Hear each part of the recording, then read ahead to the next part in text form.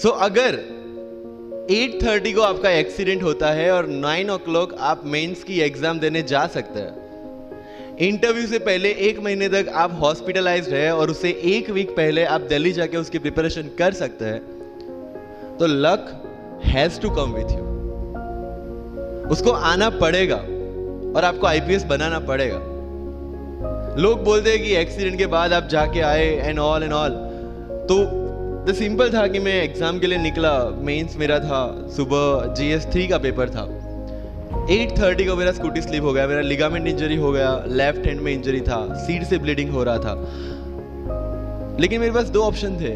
मैं खड़ा हुआ, मैंने देखा, okay my right hand is safe and I decided I will go to the exam hall and write the exam.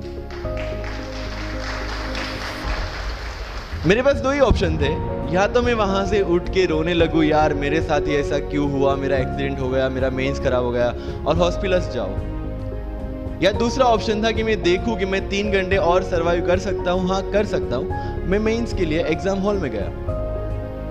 ये जितने भी फोटोग्राफ्स लगे हैं, सर ने जैसे बताया कि जितने भी इंसान सक्सेसफुल हुए, अगर आप उसकी लाइफ स्टोरी देखेंगे तो कहीं ना कहीं एक मोमेंट आता है जहां पे वो इंसान की जो स्ट्रगल है वो पीक पे हो जाते हैं। वो इस मोमेंट पे आपको डिसाइड करना है कि आपको वहां से यू टर्न लेना है या आपको वहां से आगे निकलना है। इन सब लोगों ने डिसाइड किया कि उनको वहां से आगे निकलना है, एंड दैट इज द फंडा ऑफ लाइफ। सक्सेस उन्हीं को मिलता है जो इस स्ट्रगल वाले मोमेंट से आगे निकलने की सोचते हैं। जब भी आपको लगे कि आपके सिर पे बहुत मुसीबत है, जब भी आपको लगे कि आप हर तरह से गिर चुके हैं, जब भी आपको लगे कि आपके पास कोई ऑप्शन नहीं है, तब एक चीज आप अपने दिमाग में लाइएगा कि यही मोमेंट है जहां से आपकी तकदीर बदलने वाली है। क्योंकि डायमंड जो होता है वो जितना ज्यादा घिसता है उतनी ज्यादा उसकी वैल्यू होती है। सोना जो होता है वो जितना ज्यादा तपता है उतनी उसकी वैल्यू होती है। अगर आप जिंदगी में तप रहे हैं, अगर आप जिंदगी में घिस रहे हैं, अगर आपको लग रहा है कि आप हर तरह से मुसीबतों में गिरे हुए हैं, तभी आपकी जो वैल्यू है वो बढ़ने वाली है। और यही मेरा एटीट्यूड रहा है। लोग बोलते हैं कि तुम्हारी फाइनेंशियल कंडीशन ठीक नहीं थी, पापा इलेक्ट्रिशियन थे, मम्मी हाउसवाइफ थी, डायमंड के कारखाने में काम करती थी, उसके बाद उन्होंने मैरिज में रोटियां बनाने का काम किया और उस तरह से मैं पढ़ा। लेकिन जब मुझे पूछा जाता है कि ऐसी कौन सी चीज है आपकी लाइफ में जो आप बदलना चाहते हो, एंड आई सेड नथिंग, क्योंकि वो चीजें नहीं होती मेरी लाइफ में तो शायद आज आपके सामने में नहीं होता। तो अगर लाइफ में प्रॉब्लम्स है, अगर लाइफ में स्ट्रगल है, जैसे सर ने बताया struggle is a part of life and I strongly believe in that. क्योंकि अगर हम दिल्ली में थे, मेरे दोस्त के साथ में निकला बाहर घूमने, तो बोलता है यार ऐसी लाइफ चाहिए, कोई मगजमारी नहीं, आराम से बैठते हैं पूरे दिन एसी वाले कमरे में, बहुत सारे पैसे हैं और कोई टेंशन नहीं, ऐसी लाइफ चाहिए मुझे।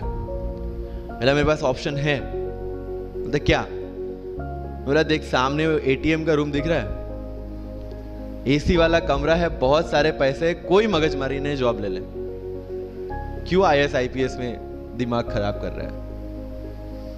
अगर स्ट्रगल नहीं चाहिए तो you have to compromise with that life. जब भारत वर्ष का सपना चंद्रगुप्त ने देखा, चाणक्य ने देखा, और उस भारत वर्ष को बनाने के लिए जब ये संघर्ष जारी था, और तब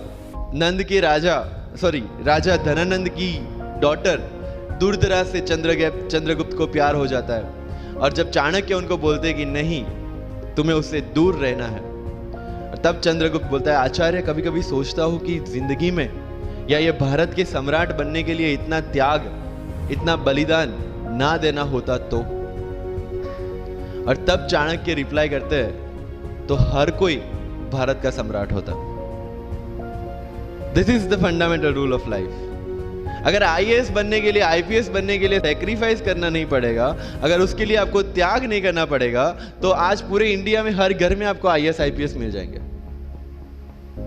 So when you are entering into this game of UPSC or MPSC, make sure that you have to sacrifice anything which will take you to your goal.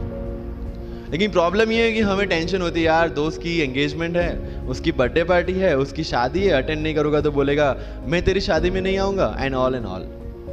लेकिन बिलीव मी, जब आप आईएएस बन जाओगे, वो सामने से याद दिलाएगा, भाई इनविटेशन कार्ड नहीं भेजा तूने।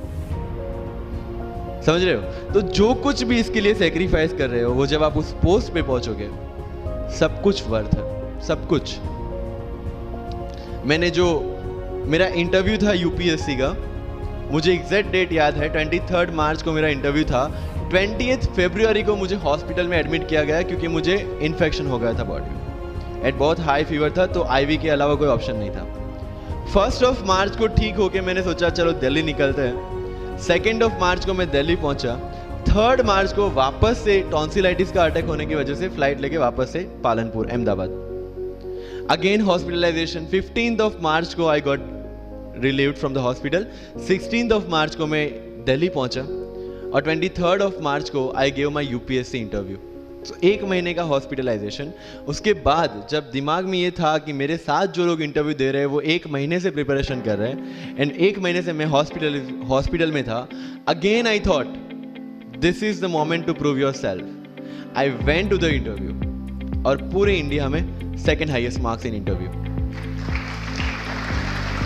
This is not to say कि मैंने कितना अचीवमेंट लिया, this is just to say UPSC is all about this. मैंने कोई प्रिपरेशन नहीं की थी यूपीएससी के लिए, इंटरव्यू के लिए, but again I scored good marks in interview because UPSC सिर्फ आपका नॉलेज चेक नहीं करता। Make it very clear in your mind. जैसे सर ने बोला, it's a game of wisdom. आपको पहले ऑफिसर बनना पड़ेगा यहां से। यूपीएससी का काम तो सिर्फ थप्पा लगाना है कि हाँ ये ऑफिसर बन गया। जितने भी आईएएस आईपीएस ऑफिसर्स को आप मिलोगे, you will realise this thing कि ऑफिसर वाली क्वालिटीज इसमें पहले से है। आप जब प्रिपरेशन स्टार्ट करते हैं तभी से समझ लीजिए कि आपकी आईएएस और आईपीएस की ट्रेनिंग भी स्टार्ट हो गई। बिकॉज जो क्वालिटीज आपको चाहिए as an officer, as an IAS, as an IPS, क्या क्वालिटीज चाहिए? फर्स्ट ऑफ ऑल कॉन्फिडेंस, कि जब आप उस सीट पे बैठते हैं, आपके सामने कोई भी क्वेश्चन आएगा, you will be able to handle the issue. ये कॉन्फिडेंस लेके आपको उस सीट पे बैठना है। यही कॉन्फिडेंस चाहिए when you start the preparation. Decision making, अगर हर एक टॉपिक पे आप हर एक कोई को पूछने जाते हैं, भाई इसमें कौन सी बुक पढूं, इसमें क्या पढूं, इसमें क्या करूं, then you are not suitable for this exam. लोग बोलते हैं कि 1 साल में प्रिपरेशन, जैसे मैंने जून 2016 में मैं दिल्ली गया और जून 2017 में मैं अपियर हुआ and I clear UPSC and GPSC. People से कि सर 1 साल की मेहनत में आपने एग्जाम क्लियर कर दिया। यस, टेबल और चेयर पे बैठ के करने वाली मेहनत 1 साल की थी, लेकिन उसके पीछे की मेंटल प्रिपरेशन कितनी पुरानी थी। जब मैं प्राइमरी स्कूल में था तब सोचा था कि आईएएस बनना है, और तब से मेरी जो जर्नी है, तब से मेरा जो टेम्परामेंट है, तब से मेरा जो एटीट्यूड है, वो इसी डायरेक्शन में था। जब कॉलेज में था तब मैंने एनजीओ स्टार्ट किया। 3 एनजीओ से मैं जुड़ा था। जब लोग सोशल मीडिया, व्हाट्सएप और फेसबुक पे बिजी थे, मैं वहां स्लम में जाके बच्चों को पढ़ा रहा था। क्यों? क्योंकि मुझे पता था कि फ्यूचर में यही काम करना है, क्यों ना अभी से उसकी ट्रेनिंग ले लूं। So I have invested my each and every moment for this goal. Because जो पर्सनालिटी टेस्ट लास्ट में यूपीएससी लेता है, इंटरव्यू नहीं है वो, we consider it as interrogation. Interview को इंट्रोगेशन लेके चलते हैं, वहां पे पूछताछ होगी नहीं। अगर यूपीएससी के इंटरव्यू में 10 में से 9 क्वेश्चन के आंसर भी आप सॉरी सर और sorry ma'am, I don't know कह के देते हैं, उसका कोई इंपैक्ट नहीं पड़ता। इंपैक्ट पड़ता है वो 9 क्वेश्चन न आने का प्रेशर आप कैसे हैंडल करते हैं। आपके पसीने छूट जाते हैं या आप वही टेम्परामेंट के साथ इंटरव्यू कंटिन्यू करते हैं। मार्क्स उस चीज के, मार्क्स है आपकी सोच के। एक ऑफिसर के तौर पे जब आपको आईएएस या आईपीएस की सीट पे बिठाया जाएगा, how will you treat the citizens of this nation? What will be your attitude to each and every person who is going to come and meet you? These things are being tested during UPSC interview. और इस सारी journey में अगर सबसे important कोई चीज है तो that is your learning attitude, और not for UPSC, for life even. Because when I'm speaking in front of you in Hindi and English, to be very clear, I belong to rural background of Gujarat, और मेरा study जो हुआ है वो पूरा Gujarati medium में हुआ है, गवर्नमेंट स्कूल में. 12th तक का स्टडी मेरा गवर्नमेंट स्कूल में हुआ है, गुजराती बोर्ड में, गुजराती मीडियम में. And yet I can give my UPSC interview in English in Delhi and score such marks? Where did it come from? कहाँ से आता है ये? मुझे अभी भी याद है मेरा college national institute of technology Surat था, जहाँ पे मेरे साथ जो पढ़ने वाले बच्चे थे वो सारे CBSE ICSE वाले थे और मैं एज ए एलियन वहाँ पे पहुँचा था, क्योंकि तब मुझे पता चला कि मैकडी जैसा भी कुछ है और उसमें बर्गर जैसा भी कुछ मिलता है. That was my first exposure to any metro city. And जब मैं उनसे इंटरेक्शन करता था और इंग्लिश बोलने की ट्राई करता था, तो जैसे संजू मूवी में इंग्लिश दिखाया गया है गुजरातियों का, जो जीरो को जीरो बोलते हैं, उसी तरह I was also like that. Mother tongue influence आ जाता है, it's very obvious. So I use to speak notes and not notes, और डोर एंड नॉट डोर, और don't and not don't. So they used to make fun of me. Safin, it's not don't, it's don't. Okay, fine. I had two options. Either I stop speaking English with them or improve on that and go ahead. I decided the second option. When I started my preparation of civil services, जो English medium में करनी थी, वाजीराम में मैंने coaching किया, जहाँ पे पूरा English medium में था, सारे सब्जेक्ट्स मेरे लिए नए थे. I started from the scratch. I started from the English medium NCERT of standard 5 and 6, Gujarati dictionary, Gujarati to English dictionary, and then I started my preparation. कभी कभी ऐसा होता था कि द हिंदू का पूरा एडिटोरियल पढ़ लिया और उसके बाद आई वॉज लाइक कि मैंने क्या पढ़ा. ये होगा, सबके साथ होगा. बट उस जगह अगर आप टिक गए, उस जगह अगर आपने पेशेंस रखा, उस जगह आपने अगर सर्वाइव कर दिया, तो इस एग्जाम में भी सर्वाइव कर जाओगे. क्योंकि यूपीएससी की जो रेस है उसमें कभी भी कछुआ, कभी भी खरगोश नहीं जीतेगा. इसमें जीतने वाला ऑलवेज कछुआ ही होगा, जो स्लो बट स्टेडी रहेगा. लग जाते हैं 5 साल भी लग जाते हैं, 7 साल भी लग जाते हैं, 9 साल भी लगे हैं लोगों को एग्जाम क्लियर करने के लिए. लेकिन बिलीव में जब रिजल्ट आएगा ना, तो वो सारा सेक्रीफाइस आपको वर्थ लगेगा. आप पढ़िए लोगों के इंटरव्यूज. मैंने क्या किया कॉलेज के 4 साल में, I went through each and every interview of UPSC toppers on YouTube. Ira Singhal से लेके टीना डाबी मैम तक सबकी इंटरव्यूज मैंने देखे. For what? Just to know कि उन्होंने ऐसी कौन सी गलतियां की थी जिससे इनको इतना टाइम लग गया, और मुझे कौन सी गलतियां रिपीट नहीं करनी है. क्योंकि चाणक्य ने कहा है कि दूसरों के एक्सपीरियंस से जो सीखते हैं ना, वो जल्दी आगे आ जाता है. क्योंकि खुद सब कुछ अनुभव करके सीखने के लिए जिंदगी काफी छोटी है. I did the same.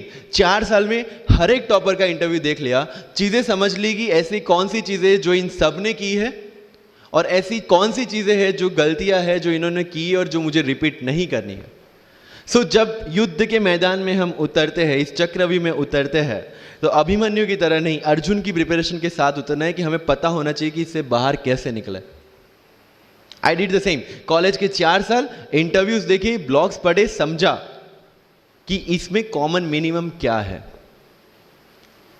वो जो कहानी अगर आपने सुनी हो कि शार्पनिंग द एक्स, रोज अगर आप पेड़ काटने के लिए जाते हैं तो you have to sharpen your axe, otherwise day by day आपकी जो एफिशिएंसी है वो कम होती जाएगी. 4 years in my college I sharpen my x, जिससे 1 साल में मुझे कहीं पे रुकना ना पड़े. This was the strategy.